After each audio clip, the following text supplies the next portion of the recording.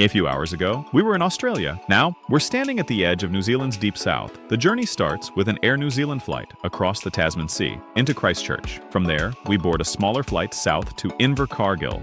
Watch the landscape transform beneath us. The mountains gradually give way to rolling farmland. The roads become thinner, the towns become smaller, and by the time we begin descending toward Invercargill, it feels like we've discovered a quieter side of New Zealand, one that many travelers never see.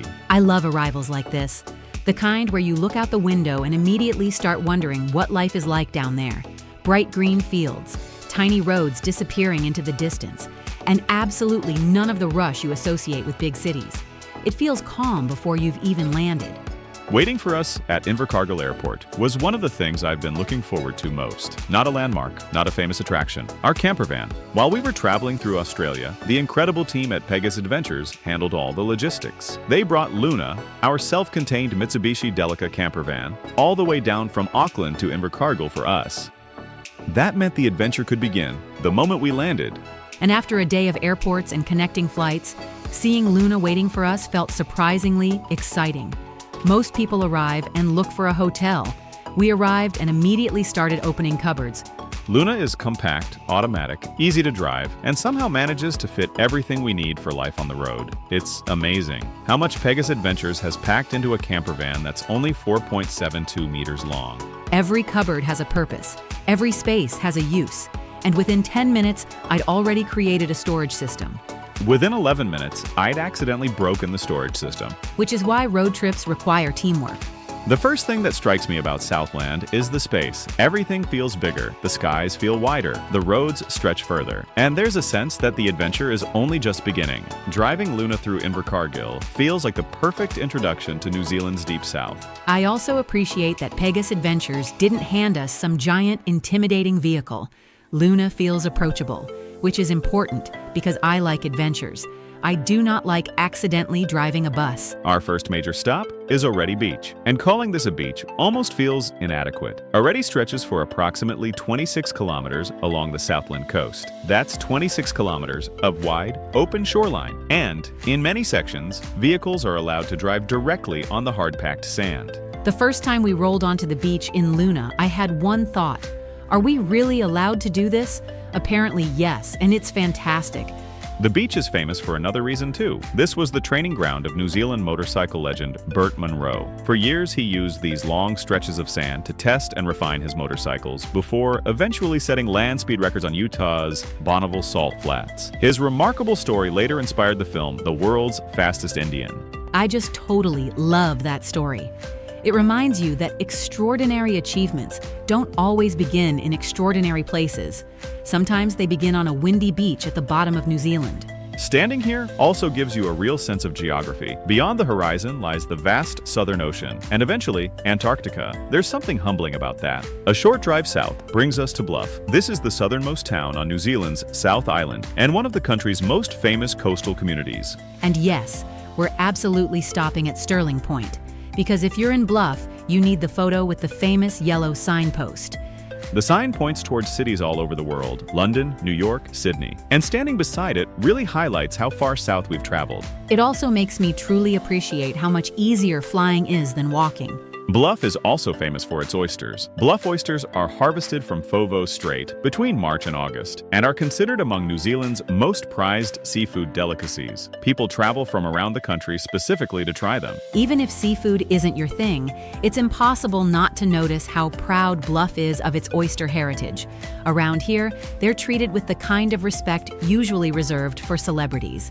Back in Invercargill, we visit one of the most surprising attractions in New Zealand, Bill Richardson Transport World. And honestly, I wasn't prepared for the scale. Neither was I. You hear Transport Museum and think a few old vehicles. Then you walk inside and realize you've entered an entire universe dedicated to transport history. This is the largest private automotive museum of its type in New Zealand. Hundreds of vehicles, vintage trucks, classic cars, rare machinery, and exhibits covering over a century of transport history. Even people who aren't car people end up enjoying it, because some of these trucks are absolutely enormous. Standing beside them makes Luna look like the world's most determined little explorer. And that's really saying something, because Luna is doing an excellent job so far. After engines and transport history, Queen's Park provides a completely different experience. This enormous park covers more than 80 hectares and sits right in the heart of the city. It's one of those places that feels designed to slow you down. Wide walking paths, beautiful gardens, open green spaces, and plenty of reasons to stay longer than planned. The park also features a free aviary, animal enclosures, a Japanese garden, and beautifully maintained displays throughout the year. It's one of Invercargill's most loved community spaces. And honestly, it's hard not to appreciate a city that gives people somewhere this beautiful to enjoy for free. Then we discover something completely different, Demolition World, one of Invercargill's quirkiest attractions. This place is impossible to describe in one sentence. It's part museum, part collection, part treasure hunt, and entirely memorable. The site is built from salvaged materials, restored structures, historic items, machinery, signs, and objects that have been rescued and preserved. Every corner reveals something unexpected. You spend the entire visit saying, "Wait, what's that?" Followed immediately by, "Oh, that's actually really interesting." As the evening settles over Southland, we return to Luna, and something interesting happens. The campervan stops feeling like transportation and starts feeling like home. The kettle has a place. The blankets have a place. The snacks definitely have a place. Everything starts finding its rhythm. That's one of the things I appreciate most about what Pegas Adventures has created. The campervan doesn't complicate travel, it simplifies it. Which leaves more time for the important things: exploring, discovering, and debating whether biscuits belong in cupboard number 1 or cupboard number 2. That discussion remains ongoing. All right, brainiacs, let's see who's been paying attention.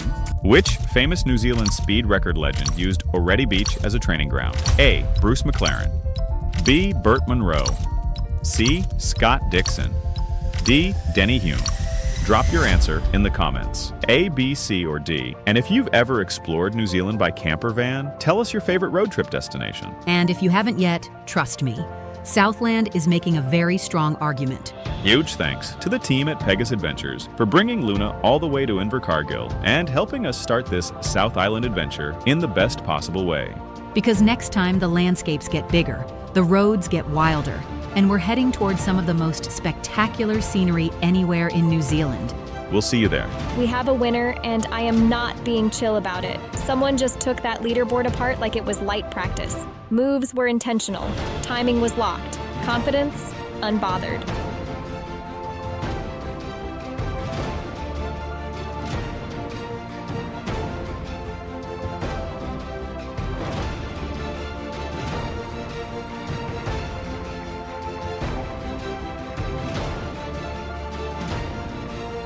Big congrats to our champion. You absolutely showed out.